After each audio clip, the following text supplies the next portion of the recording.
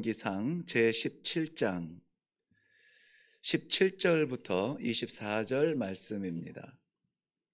제가 가진 성경은 545페이지 구약 성경에 있습니다. 찾으셨으면 우리 한 목소리로 17절부터 마지막 24절까지 읽습니다. 시작. 이 일 후에 그 집 주인 되는 여인의 아들이 병들어 증세가 심히 위중하다가 숨이 끊어진지라. 여인이 엘리야에게 이르되 하나님의 사람이여, 당신이 나와 더불어 무슨 상관이 있기로 내 죄를 생각나게 하고 또 내 아들을 죽게 하려고 내게 오셨나이까? 엘리야가 그에게 그의 아들을 달라 하여 그를 그 여인의 품에서 받아 안고 자기가 거처하는 다락에 올라가서 자기 침상에 누이고 여호와께 부르짖어 이르되 내 하나님 여호와여, 주께서 또 내가 우거하는 집 과부에게 재앙을 내리사 그 아들이 죽게 하셨나이까 하고 그 아이 위에 몸을 3번 펴서 엎드리고 여호와께 부르짖어 이르되 내 하나님 여호와여, 원하건대 이 아이의 혼으로 그의 몸에 돌아오게 하옵소서 하니 여호와께서 엘리야의 소리를 들으심으로 그 아이의 혼이 몸으로 돌아오고 살아난지라. 엘리야가 그 아이를 안고 다락에서 방으로 내려가서 그의 어머니에게 주며 이르되 보라, 내 아들이 살아났느니라. 여인이 엘리야에게 이르되 내가 이제야 당신은 하나님의 사람이시요 당신의 입에 있는 여호와의 말씀이 진실한 줄 아노라 하니라. 아멘. 아멘. 제가 열왕기상 17장의 앞부분의 내용을 2번 나누어서 설교한 기억이 있는데요, 17절 이후의 내용은 오늘 처음 설교하게 됩니다. 특별히 가정의 달 5월에 이 말씀을 함께 나누게 됨이 개인적으로는 감격스럽고요, 우리 성도들에게는 복된 말씀이 되기를 먼저 주님의 이름으로 축원합니다. 우리는 끊임없이 5월 달에 가정을 품고 기도하며 특별히 가정의 어떤 세상적인 가치가 아니라 모든 하나님의 허락하신 우리 가족들이 구원받고 하나님을 하나 아버지라 부를 수 있는 복음의 가정이 되기 위하여서 집중하여 기도하고 있는 줄로 믿습니다. 이 기도가 너무 응답이 너무 늦어져서 지치지 않도록, 너무 빨리 응답돼서 교만하지 않도록 하나님의 시간에 하나님의 방법으로 우리의 가정을 다스려 주시기를 주님의 이름으로 축원합니다. 저는 어제 모처럼 기회를 받아서 어머니와 함께 그 누이들과 이 근처에 있는 로땡몰에 가서 점심을 먹을 수 있는 기회가 있었습니다. 저희의 2주간의 그 학위를 위한 미주 여행을 위해서 독일에서 일부러 급귀국하여 어머니와 함께 보내던 저희 작은 누이와 또 국내에 있는 큰 누이가 함께 점심을 먹는 그러한 아주 좋은 자리였습니다. 토요일이기도 했고요, 5월의 한 중심이기도 했고요. 그 롯땡몰에 주차장이 지하 6층까지 있는데요, 지하 5층에 내려가서야 겨우 한 구석에 빈자리를 찾을 수가 있을 만큼 많은 사람들이 몰려왔습니다. 그리고 그 안에 올라가 보니까 평소와는 다르게 정말 많은 사람들이 층층마다 이렇게 있는 것을 보고 혼잡스러웠지만 마음은 좀 기쁘더라고요. 왜냐하면 그 많은 사람들이 대체로 아이를 동반한 가정들이었다는 것이죠. 가족 나들이로 이렇게 올라온 모습을 보니 참 마음이 좀 이렇게 흐뭇하기도 하고 기쁨이 더했습니다. 그런데 오늘 말씀을 묵상하며 떠올랐던 그들의 가정마다 정말 눈에 보이는 것처럼 저들의 현실도 행복할까? 네, 현실은 우리가 만나는 부딪히는 물질적인 세계가 물리적인 세계가 아니라 그 내면의 세계를 다 포함해야 현실이죠. 겉으로야 얼마든지 우리는 행복한 척 화려한 옷을 입고 비싼 음식을 먹으며 위장할 수 있지만 그러나 그 내면의 세계도 과연 동일할까 하는 마음으로 이 말씀을 묵상하다 보니 더욱 우리 특별히 오늘 예배를 드릴 성도들의 가정을 위해서 기도하게 되었습니다. 겉으로는 아름답고 평온하지만 그 삶의 자리자리마다 한숨이 나오고 우리 장로님 진솔한 기도처럼 고통스럽고 괴로운 순간이 없지 않을 수 없을 텐데 말입니다. 오늘 말씀에도 등장하는 가정이 있습니다.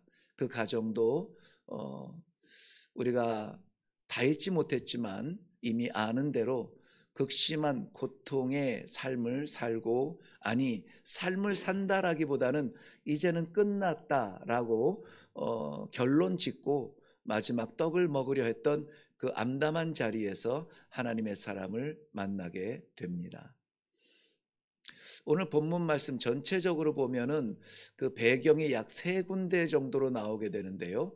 첫 번째 배경은 엘리야 선지자가 하나님을 만나는 자리입니다. 우리 1절 말씀 한번 보실래요? 1절 말씀 17장 1절입니다. 제가 읽어드립니다. 길르앗에 우거하는 자 중에 디셉 사람 엘리야가 아합에게 말하되 내가 섬기는 이스라엘의 하나님 여호와께서 살아계심을 두고 맹세하노니 내 말이 없으면 수년 동안 비도 이슬도 있지 아니하리라 하는 말을 전하게 됩니다. 이 말을 전하기 전에 이 엘리야 선지자는 하나님을 만나게 되고 하나님으로부터 말씀을 받게 되죠. 그런데 하나님으로부터 받은 말씀이 다름이 아니라 이제로부터 몇 해 동안, 기간은 아직 정해지지 않았어요, 몇 해 동안 비도 오지 아니하고 이슬도 없을 것이라는 말씀입니다. 여러분, 하나님의 사람이 하나님을 만나는 자리, 우리의 기대를, 우리의 소망을 말하고 그 응답을 받는 자리만은 아닙니다. 하나님을 만나는 성도의 성공적인 자리는 하나님의 말씀을 받는 자리입니다. 엘리야의 어떠한 소원도 보이지 않았고 엘리야의 상황도 나타나지 않았습니다. 오직 그 만난 자리에서 받은 것은 하나님의 말씀이었고, 내가 이제로부터 몇 해 동안 내 말이 없으면 비도 오지 아니하고 이슬도 없을 것이라는 말씀이죠. 이것은 하나님의 불편한 마음을 진노로 표현하는 말씀인데요. 우리가 알듯이 이스라엘에 3년 반이나 되는 그 기간 동안 비가 오지 않은 것은 천재지변이 아니에요. 이것은 하나님의 진노고 하나님의 책망의 현상이었던 것입니다. 우리가 이미 잘 알듯이 비가 오지 않는 것은, 하늘문이 닫힌 것은 하나님의 진노의 말씀인 것입니다. 하나님이 이 땅을 창조하셨을 때는 꼭 비가 오지 않아도 이슬만 땅에 올라와도 생육하는 생물이 번성을 하고 과실이 열매를 맺을 수 있도록 하나님께서 천지를 지으실 때의 질서를 만드셨어요. 그런데 정확한 신학적인 해석은 아닐지 모르겠지만 제가 말씀을 묵상할 때에 하늘이 무너지고 그 경계가 되는 궁창이 쪼개져서 물로 심판을 하실 때에 비로소 사람들은 이 물이 하늘로부터 쏟아지는 비를 경험하게 되고 그를 통하여서 물의 심판을 받게 되지요. 그런데 하늘이 궁창이 열려서 비가 쏟아지는 이러한 이 극심한 고통은 하나님의 진노의 메시지라는 것이죠. 열왕기상 에 보면 솔로몬이 하나님의 성전을 건축하고 그 헌당의 예배에서 기도할 때에 이렇게 기도합니다. 하늘이 문을 닫고 비가 더 이상 내리지 아니하여 이 땅의 기근이 심각하여 하나님의 진노를 깨달을 때에 주의 백성들이 그 고통의 마음을 가지고 이 성전에 올라와서 기도하거든 하나님 아버지 하늘 문을 열어 응답하여 주옵소서. 솔로몬의 헌당의 기도였습니다. 그러므로 이스라엘 백성들은 너무나 잘 알아요. 하늘이 닫혔다는 것은 아버지의 마음이 닫힌 것이고 비가 내리지 않는다는 것은 하나님의 은혜의 시대가 끝났다라는 진노의 시간인 것을. 하나님과 만난 자리에서 엘리야는 바로 그 진노의 메시지를 이스라엘 백성들에게 전하기 위해서 아합에게 달려가서 이 말을 전했던 것이죠. 그 다음 이 말씀의 배경이 되는 것은 하나님께서 아합에게 엘리야 선지자를 통해서 더 이상 비가 오지 않을 것이라는 아버지의 진노의 마음을 선포하고 위기가 닥칠 것을 염려하여 엘리야 선지자를 피신시킨 곳이 어디냐면은 길르앗 라못 시냇가였는데요. 우리 1절 다시 한번 볼게요. 길르앗에 우거하는 자 중에 디셉 사람 엘리야가 이랬습니다. 길르앗에 머무는 곳인 이 엘리야에게 피신시킨 곳이 이 그릿시냇가에 피신시켰는데요. 그릿시냇가는 어디냐면 요단강 편에 있어요. 요단강 편에 그곳이 길르앗인데요. 요단강 동편에 길르앗인데 그곳에 디셉이라고 하는 고장이 있습니다. 이 그릿시냇가는 바로 그 디셉이라고 하는 고장에 있는 시냇가예요. 그러니까는 하늘이 닫혀서 비가 오지 아니하는 이 가뭄, 극심한 가뭄이 시작이 되어질 때 이 엘리야를 피신시킨 곳은 고향이면서 물이 흐르는 그러한 그릿시냇가로 보내었습니다. 그런데 여러분 그 그릿시냇가의 물도 곧 마르게 되죠. 거기에서 하나님께서 흐르는 물을 마시게 하고 이 까마귀를 보내어 고기를 먹이셨지만 그 시내가 마르게 되었다는 것입니다. 우리가 어려운 문제를 만날 때 금방 떠오르는 것은 내가 인격적으로 의지할 만한 고향 아니면은 내 가족이 될 것입니다. 지금은 좀 덜하지만은 교통 환경이 워낙 좋아져서 평소에도 얼마든지 다닐 수 있고 휴가가 보장되어서 평소에도 만날 수 있는 고향이지만 제가 어렸을 때만 해도 명절 때가 아니면은 고향 가기 쉽지 않았어요. 그래서 명절가는 그 모든 사람들의 양손에는 보따리 짊어지면서 그 서울에서 애쓰고 고생하면서 짓눌렸던 삶을 회복하기 위해서 찾아갔던 땅이 바로 고향 땅, 만났던 사람들이 고향 사람들이었습니다. 엘리야도 바로 그 고향에서의 그 안식과 쉼이 있었고 피난이 되었을지 모르겠지만 그것도 말랐다는 것입니다. 우리 인격의 인간의 삶 가운데 마지막 보루인 우리의 고향도 마를 수가 있다는 것이죠. 그런데 놀랍게도 오늘 말씀에 이 생명의 복음의 종점이 어디냐면은 바로 사르밧 땅, 그 사르밧 시돈 땅에 하나님의 생명의 복음이 선포되어지고 그것이 실체가 되어져서 나타나는 놀라운 이야기가 오늘의 배경입니다. 열왕기상 우리 17장 1절을 다시 한번 봅니다. 하반절 말씀입니다. 하나님 여호와의 살아계심을 두고 맹세하노니 내 말이 없으면 수년 동안 비도 이슬도 있지 아니하리라. 시돈 땅 사르밧 과부의 집에까지 피난해야 되는 이 엘리야 선지자의 상황은 극심한 가뭄 때문에 일어났던 일입니다. 여러분 시돈 땅이 어떤 곳입니까? 과연 이스라엘 백성이 그것도 하나님의 종인 선지자가 피할 만한 곳일까요? 결코 그렇지 않습니다. 우리가 잘 알듯이 엘리야 선지자가 활동하던 시대는 다윗과 솔로몬의 영광의 시대가 지나자마자 그 솔로몬의 아들인 르호보암과 여로보암으로 인하여서 나라가 둘로 쪼개진 상황에서, 쪼개진 이후에 약 60년이 지난 후에 이 엘리야 선지자는 활동하게 되는데요. 우리가 남북한으로 이렇게 쪼개진 이후에도 여전히 그 갈등이 우리 정치의 현실이고 백성들의 현실인 것처럼, 당시에도 이제 60년 지난 이 이스라엘에는 여전히 갈등 속에 있었을 것입니다. 그래도 열지파를 대신하는 북이스라엘을 대표하는 그러한 선지자였는데요. 이방 땅으로 들어가서 숨어야 될 만큼 상황은 복잡했습니다. 그 상황이 어떤 상황이었냐면은 바로 지금 이 당시 이스라엘의 아합 왕이 다스리던 이때에는 아합 왕이 주변의 이방인들과의 그 협력을 위해서 정략적 결혼을 하게 되는데요. 바로 그 정략적 결혼을 한 여인이 누구냐면 시돈 땅의 왕 엣발의 딸 이세벨과 결혼을 하게 되죠. 하나님의 사람이 세상의 질서와 화합하기 위해서, 서로를 지켜주기 위해서 정략적으로 찾은 그 전략이 뭐냐면, 결혼을 하면은 서로 이 평안을 지킬 수 있겠다 해서 결혼을 하게 되었다는 것입니다. 그런데 그 결혼은 너무나 좀 부끄러운 결혼이었습니다.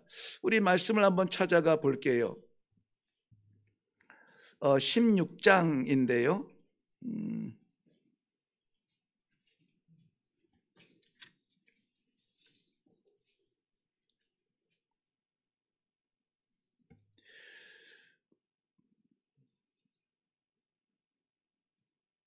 네, 16장 31절. 우리 다 같이 한 목소리로 읽겠습니다. 시작. 느밧의 아들 여로보암의 죄를 따라 행하는 것을 오히려 가볍게 여기며 시돈 사람의 왕 엣발의 딸 이세벨을 아내로 삼고 가서 바알을 섬겨 예배하고, 누가? 이스라엘의 왕 아합이 시돈 땅에까지 가서 거기에서 바알을 섬겨 예배한다고 해요. 그런데 그것보다 더 수치스러운 것은 뭐냐면 바로 다음 절 32절이에요. 사마리아에 건축한 바알의 신전 안에 바알을 위하여 제단을 쌓으며, 이제는 이 바알 신상이 이스라엘 땅, 즉 이스라엘 땅의 심장 사마리아의 신전까지 들어와 있다는 것입니다. 뿐만이 아니라 이세벨이라고 하는 여인은 시집 올 때 몸만 온 것이 아니라 자기들이 섬겼던 바알과 아세라 신상을 가져와서 이스라엘 전역에 이 신상을 세우고 예배하게 했습니다. 여호와를 예배하자고 말하는 하나님의 선지자들, 제사장들을 몰살시키려고 죽이는 그러한 끔찍한 핍박 속에 있었던 것입니다. 바로 이 사르밧, 시돈 땅에 속한 사르밧은 이세벨 여인의 고향이었던 것이죠. 바로 그곳으로 하나님께서 그의 사람 엘리야를 피난 보내는 거예요. 얼마나 이상하고 어색한 장면입니까? 거리도 가깝지 않아요. 120km가 넘는, 돌아서 가면은 140km가 넘는 그러한 곳까지 굳이 가서 이 시돈 땅으로 가라고 하나님이 말씀하십니다. 말씀드린 것처럼 하나님과의 만남의 장소에서는 하나님의 말씀이 있고, 하나님과의 만남 앞에서는 우리의 소원을 아뢰기보다 하나님의 말씀을 받는 자리여야 돼요. 때로는 이해할 수 없는 말씀을 받습니다. 때로는 내가 받아들이기 어려운 말씀을 받아야만 합니다. 하나님의 이름을 증거하며 제사하는 선포하는 선지자가 이방 땅으로 가야 되는 이러한 순간에도 그는 순종하여서 갑니다. 이 말씀의 배경을 보면 하나님의 역사, 생명, 복음의 생명은 하나님을 믿는 믿음의 땅이라고 자부하는 이스라엘이 아니라 오히려 하나님을 알지 못하는 이방 땅에서 그 생명이 일어난다는 것. 이상하지만 우리들에게는 너무나 놀라운 축복의 배경이 될 것입니다. 그 사르밧 성에 들어갈 때에 엘리야는 한 여인을 만납니다. 무명의 여인인데요. 그 여인은 성 밖에 나와서 마른 가지를 줍는 모습을 하고 있었습니다. 마른 가지를 줍는다는 것은 저는 그러한 상황의 환경에서 선교를 해보았기 때문에 즉각적으로 이유를 알아요. 밥을 지으려 땔감을 구하는구나. 엘리야는 바로 그 여인에게 다가가서 자신을 위하여 물을 한 잔 달라고 부탁을 합니다. 물이야 줄 수 있죠. 돌아서서 물을 들어가는 여인에게 잠깐만 물을 가져올 때에 나를 위하여서 떡 하나를 더 가지고 와주면 좋겠다. 내가 먼 길을 오느라 지금 지치고 힘이 듭니다. 애지간하면은 알겠습니다 할 터인데 알겠다고 나그네를 위해서 떡 하나를 지어줄 수 있는 상황은 아닙니다. 왜 그렇습니까? 그 이야기를 설명한 즉 이제 내가 이 땔감을 줍는 이유는 마지막 남은 한 줌의 밀가루와 마지막 남은 한 방울의 그러한 그 기름으로 떡을 만들어 먹고 내 아들과 나는 죽으려 하나이다. 그 순간 떡을 달라고 했던 그 엘리야 선지자는 마음이 어땠을까? 미안합니다. 죄송해요. 내가 그 사정을 몰랐습니다. 라고 했을 법한데 그렇게 말하지 않아요. 그럼에도 불구하고 나를 위하여 먼저 여러분 신앙생활은 방향성이기도 한데요. 이 방향성 가운데에서 이 속도가 아니라 방향이라고 하죠. 얼마나 뜨겁게 얼마나 많은 것을 하느냐가 아니라 어떻게 하느냐, 누구를 향하여서 하느냐 이 신앙인데요. 먼저 해야 될 것들이 있다는 것입니다. 엘리야는 자신의 배를 채우는 것이 우선이 아니라 먼저 주의 종을 섬기도록 이 여인을 시험하고 있는 것이죠. 이 여인은 엘리야 선지자의 부탁대로 먼저 밀가루와 기름을 두르고 떡 한 조각을 해서 그 여인의 집에 여인을 찾아온 이 낯선 나그네에게 떡을 하나 준비해서 줍니다. 엘리야 선지자의 약속대로 그 여인의 집에는 가뭄이 다하도록 기름이 마르지 않고 밀가루가 떨어지지 않습니다.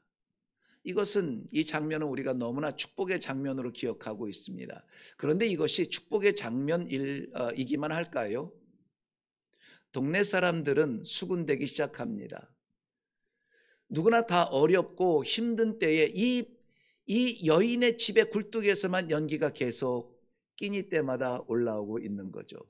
여러분 과부라고 하는 것은 특별히 성경에서 등장하는 과부는 어려운 사람들의 대명사처럼 쓰일 때가 많아요. 실제적인 인물을 말할 때에도 역시 마찬가지입니다. 과부는 남편의 어떤 재산 목록 중에 하나로 기록될 만큼 인격적인 대접을 받지 못했던 때입니다. 그때만 그런 것이 아니라 지금도 그런 곳이 많이 있습니다. 저희가 섬겼던 그 아프리카의 저희 부족에서도 이슬람의 종교적 문화에 따라서 일부 다처제를 지키고 있는데요. 지금도 그래서 그 사람의 재정에 따라서 많은 부인을 데리고 있습니다. 제가 지금 실수할 뻔한 것이 뭐였죠? 많은 부인을 가지고 있을 수 있습니다라고 말할 뻔했죠. 그 문화가 그래요. 그러니까 부인은 내가 가질 수 있는 존재이지 인격적 존재는 아니에요. 지금도 많이 맞고 살아요. 마음에 안 들면은 매로 짐승을 다스리듯이 그렇게 다스립니다. 네, 과부의 상황은 그렇습니다. 의지할 곳이 없습니다. 의지할 사람이 없어요. 아무리 억울한 일을 당해도 가서 하소연할 만한, 그래서 내 말을 들어줄 만한 그러한 상황이 아니에요. 그러한 과부의 집에 뻔히 아는데 농사할 땅도 없고 마땅한 노동력도 없고 사회적인 일을 할 수도 없어서 뻔히 아는데 저 집에는 연기가 끊이지 아니하고 고소한 빵 냄새가 멈추지 않아요. 언제부터? 낯선 나그네가 들어와 살기 시작한 때부터. 자, 그 낯선 나그네가 누구입니까? 작은의 시돈 땅의 사람입니까? 아니면은 사르밧 마을의 사람입니까? 과부가 재혼할 수는 있지만은 그런데 이 재혼했을 것 같다라고 하는 이 대상이 누구냐면은 이스라엘 사람이에요. 그 당시에 이 힘은 이스라엘보다는 이 시돈과 이 시돈과 사르밧에 포함되어져 있는 그러한 땅이 더욱 힘이 있던 시절이었습니다. 그 낯선 나그네가 이스라엘 사람이라고 하는데 그것도 여호와를 섬기는 사람이래요. 그렇다면 이 동네에서 이 과부의 집에 대해서 좋은 소문이 났을까요? 좋은 소문이 나지 않아요. 나그네가 들어오고 나서 저 집에 뭔가 변화가 일어났는데 밀가루가 끊어지지 않아요. 그러한 소문이 수군수군대는 여기저기 그러한 수군대는 소문 때문에 이 여인은 편안한 그러한 삶은 아니었을 거예요. 그런데 더 놀라운 수군거림이 이 동네에 퍼지고 있었습니다. 뭐냐면 그 하나 남은 그 아들이 시름시름 앓다가 죽게 된 거예요. 아니, 죽었습니다. 뭐 사고로 인하여서 급작스러운 죽음이 아니라 시름시름 앓다가 회복을 보지 못하고 죽게 된 거예요. 그러면 그렇지. 동네의 소문은 더욱 흉흉합니다. 그 낯선 나그네가 와서 살더니 여기는 누구의 땅입니까? 바알 신의 땅인데 여호와를 섬기는 사람이 들어와서 잠깐 잘 되는가 싶더니 아니나 다를까 그 아들이 죽었대. 과부의 집에 들어와서 살던 이스라엘 사람이, 이스라엘 남자가 여호와를 섬기는 사람인데 그가 와서 살더니 그 아들이 결국 죽었다는 거예요. 이러한 소문은 이 여인의 마음을 편하게 하지 못합니다. 그래서 여인도 엘리야에게 찾아와서 이렇게 말합니다. 당신이 나와 무슨 상관이 있기에 내 죄가 드러나게 하고 내 죄로 인하여서 내 아들이 죽게 되었나이까. 이해할 수 없는 상황에 여인이 흔들립니다. 여인이 흔들리는 이유가 많이 있지만 뭐 누구는 그러더라고요. 그 대쪽 같은 여인도 명품을 보면은 흔들린다고 하는데요. 네. 정말 마지막 생애를 다하여서 사랑했던 그 아들이 죽었을 때에 이 여인은 동네의 소문에 흔들리지 않을 수가 없었습니다. 당신이 어쩌자고 내 집에 와서 내 아들을 죽게 합니까?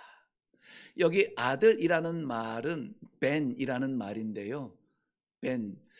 여러분 혹시 기억나십니까? 야곱이 외삼촌 라반의 집에서 20년을 살면서 하나님이 마지막 축복을 부어주셔서 아버지의 땅 고향으로 돌아갈 때에 그 사랑하는 아내가 4명이 있었지만 2 아내와 2 첩이 있었지만은 그 사랑했던 마음의 아내가 있었죠. 라헬.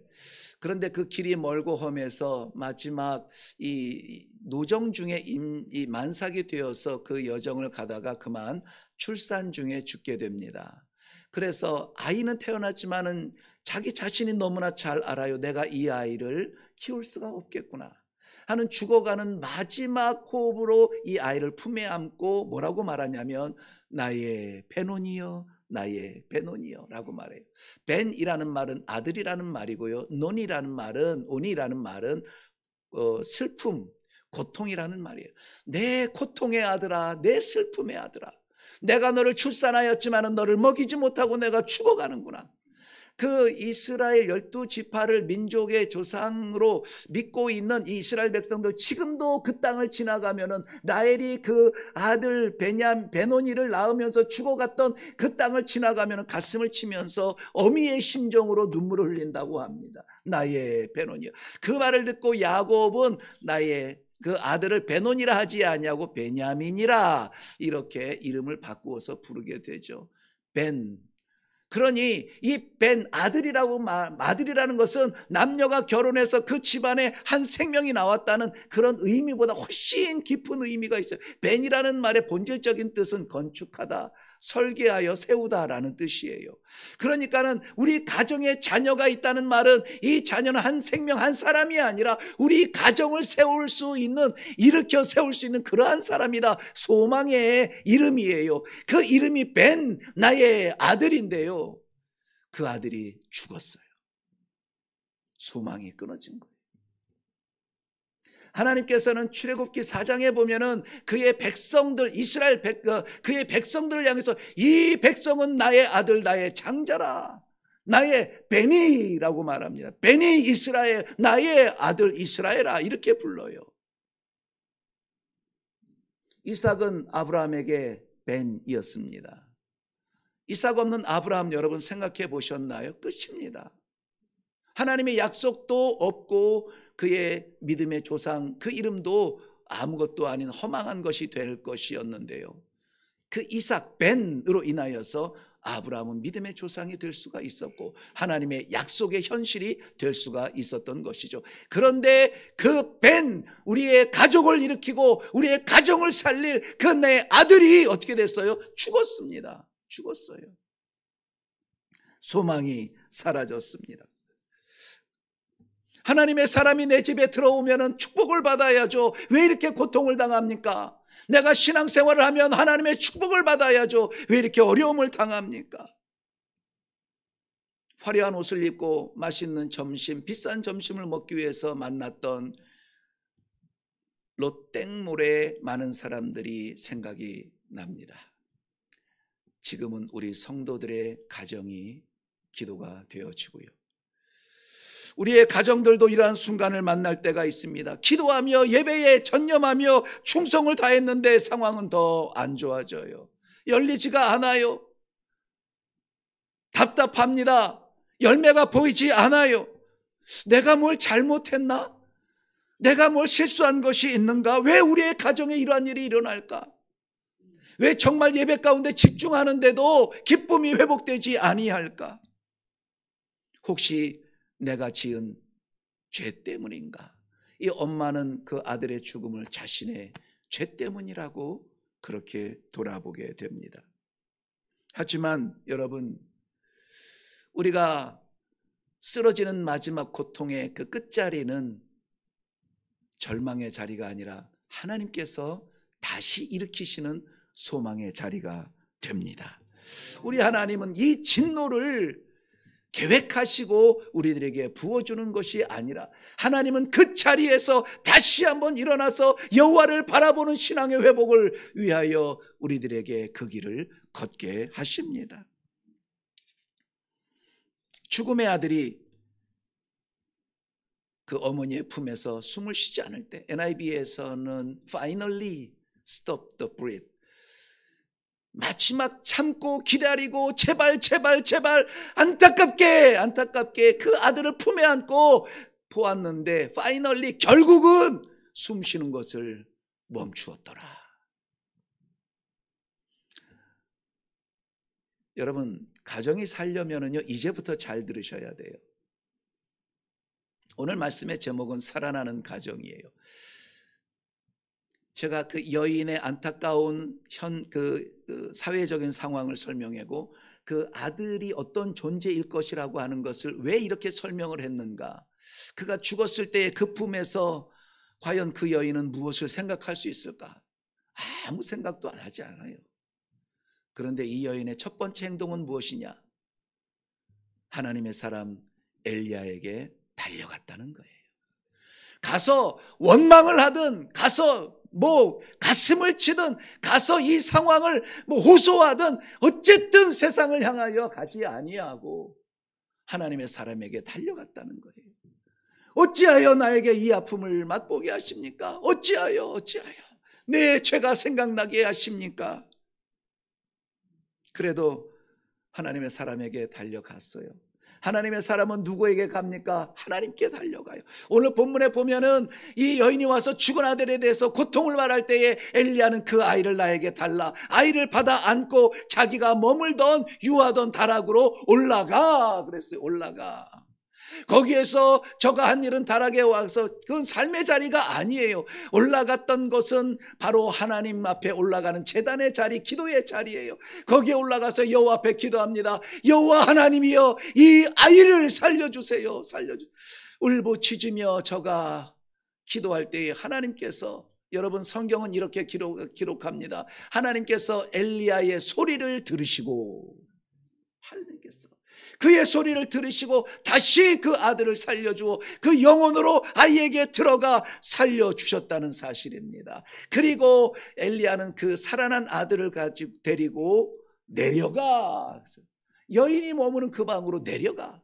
그러니까 올라감과 내려감이 한 자리가 되었는데요, 그 자리가 어디냐면은 하나님 앞에 기도하는 자리였어요. 하나님 앞에 예배하는 자리였어요. 여러분 가정이 살기를 원합니까? 하나님 앞에 기도하는 자리, 하나님 앞에 예배하는 자리로 올라가셔야 합니다. 잊으시면 안 돼요. 급하고 답답한 마음들이 있겠지만은, 그러나 주변의 소문이 거봐, 그것 때문에 죽었잖아. 여기는 바알의 땅인데 이 하나님 여호와를 섬기는 사람이 너에게 붙어서 그것 때문에 그런 거야. 이런저런 소문이 흉흉할지라도 여러분 잊지 마세요. 하나님 앞으로 올라가야 됩니다. 그래야 살아요.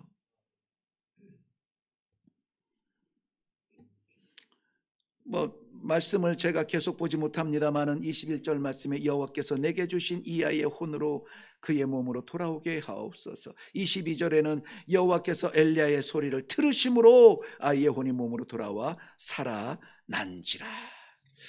여기에 놀라운 일이 생깁니다. 여러분, 이 땅은 이방 땅이에요. 이 가정은 이방의 가정입니다. 이방 사람들이 많은데 그 중에서도 아주 꽉 막힌 소망에 보이지 아니하는 과부의 가정이었습니다. 그런데 거기에서 하나님의 생명의 응답이 나타나는 것입니다. 하나님과 관계없던 이방 여인의 절망이 소망으로 돌아오는 자리입니다. 그래서 뭐라고 고백합니까? 24절 말씀 보세요. 우리 같이 읽겠습니다. 여인이 엘리야에게 이르되 내가 이제야 당신은 하나님의 사람이시요 당신의 입에 있는 여호와의 말씀이 진실한 줄 아노라 하니라. 그 이방 여인이 여호와의 이름을 말하며 여호와의 말씀이 진실한 것인 줄 알겠다고 고백하는 자리가 되었습니다. 기도는 경계를 초월하여서 응답이 되어집니다. 늘 말씀드리죠. 선교지를 가보지도 못하는 곳을 위하여서 우리는 기도하는데요, 여기에서 기도하여서 거기에서 응답받는 것이 하나님의 생명의 복음의 질서라면은 전혀 복음과 상관없고 여호와를 알지도 못하는 그러한 여인의 집에, 이방 여인의 집에, 그것도 아들이 죽어가는 것이 아니라 죽은 죽음의 자리에서 하나님의 생명의 복음이 응답되었다라고 하는 이 사실은 여러분의 가정에도 그대로 일어나기를 주님의 이름으로 축원합니다. 이제까지 우리가 어떤 신앙을 가지고 살았는지, 지나간 과거를 돌아보는 것이 아니라 지금 이 순간에 하나님 앞에 예배하러 올라온 이 자리에서 우리가 사람 보지 아니하고 여호와 하나님을 바라보며 예배하는 그러한 마음으로 기도한다면 우리 하나님은 그 소리를 들으시고 응답하여 우리의 자녀를 생명으로 살려 돌려보내주시는 것입니다. 이것은 이 한 번의 역사로 끝나지 않습니다. 이것은 열왕기하 4장에도 내려가 보면은 엘리사가 수넴 여인의 아들을 살리는 장면에서도 하나님을 향하여 기도합니다. 그 위에 몸을 굽으립니다. 예수님께서 누가복음에 예수님께서 나인성 과부의 외아들이 독자가 죽어서 관에 갇혀 장례의 마지막 걸음을 걸을 때에도 예수님이 그 관에 손을 대시고 청년아 일어나라 살려주시는 것으로 확장이 됩니다. 이것이 오늘 우리 각 성도들의 가정마다 우리의 자녀, 손자, 손녀들에게 우리 하나님의 생명의 말씀이 접촉이 되어져서 아버지 살려주세요, 아버지 고쳐주세요, 아버지 돌려주세요, 아버지를 향하여서 기도하는 가정마다 오늘 이 생명의 약속의 말씀이 실체가 되고 응답이 되어서 우리 가정들이 다 살아나는 놀라운 축복의 현장들이 되시기를 주님의 이름으로 축원합니다. 저는 이 말씀의 가장 놀라운 축복의 현장은 죽은 아들이 살아난 것이 아니라 이 여인의 고백이라고 봐요. 당신의 말이 진실인 줄 이제야 알았습니다. 당신의 말은 뭡니까? 엘리야의 말은 하나님의 말씀을 담고 있는 입술이라고 했습니다. 우리 장로님들께서 끊임없이 저를 위하여서 기도하시는 그 기도의 중요한 주제를 여러분 꼭 기억하셔야 됩니다. 물론 저의 가정을 위해서도 기도해 주시고 건강을 위해서도 기도해 주시는데요, 우리 장로님들의, 우리 성도들의 마음을 다담아서 하는 그 기도의 중심에는 아버지, 우리 목사님이 성령의 충만한 사람 되게 하여 주옵소서. 저는 그 기도를 들을 때마다 가슴이 뭉클뭉클합니다. 그렇지. 그러면 된 거지. 이레교회가 구하는 목사는 실력 있는 목사 아니요, 재주 많은 목사 아니요, 하나님의 말씀에 진실인 목사, 성령이 충만한 목사, 우리 목사님 그런 목사님 되게 해주세요라고 기도할 때에 여러분, 그러면은 우리 이레교회 된 거 아닙니까? 저와 여러분의 가정마다 성령의 놀라운 축복의 현장들이 다 되시기를 주님의 이름으로 축원합니다. 저는 사람의 고뇌를 인하여 고뇌하지 않겠습니다. 하나님의 말씀을 인하여서 증거하겠습니다. 성도 여러분들은 목사의 말을 받지 마시고 하나님의 말씀을 받으시고 이 말씀의 생명이 가정마다 나타나서 축복을 누리시는 복된 가정 되기를 바랍니다. 사랑하는 성도 여러분, 지금은 이렇게 점잖게 앉으셔서 고운 옷으로 입고 앉아 예배를 드리지만 우리의 가정이라고 어려움이 없겠습니까? 해결할 수 없는 문제가 우리를 가로막는 일이 없겠습니까? 제가 아는 것만 해도 수두룩 뻑적해요. 수두룩 뻑적합니다. 우리의 가정에도 이러한 가뭄 같은 시기가 찾아올 때, 아니 이것보다 더 큰 고난이 찾아올 때, 내가 기도했는데, 내가 충성했는데, 내가 예배했는데 이게 뭡니까? 라고 고난을 호소할 만큼 아플 때에 여러분 꼭 기억하시기 바랍니다. 하나님은 그 절망의 끝자리, 거기에서 소망을, 생명을 주십니다. 하나님은 죽은 줄 알았던, 아니 이미 죽었던 아들에게 새로운 생명을 주십니다. 이 놀라운 기적이 말씀 속에 갇혀있지 아니하고 우리의 가정마다 나타나기를 주님의 이름으로 축원합니다. 살아나는 가정들 되시기를 바랍니다. 우리의 가정, 그렇게 살아나는 가정으로 하나님이 역사하여 주실 줄로 믿습니다. 기도하겠습니다. 하나님 아버지, 두렵고 떨리는 마음으로 말씀을 받습니다마는, 그러나 결국은 하나님의 말씀과 선포로 우리의 자녀들이 살아날 줄로 믿습니다.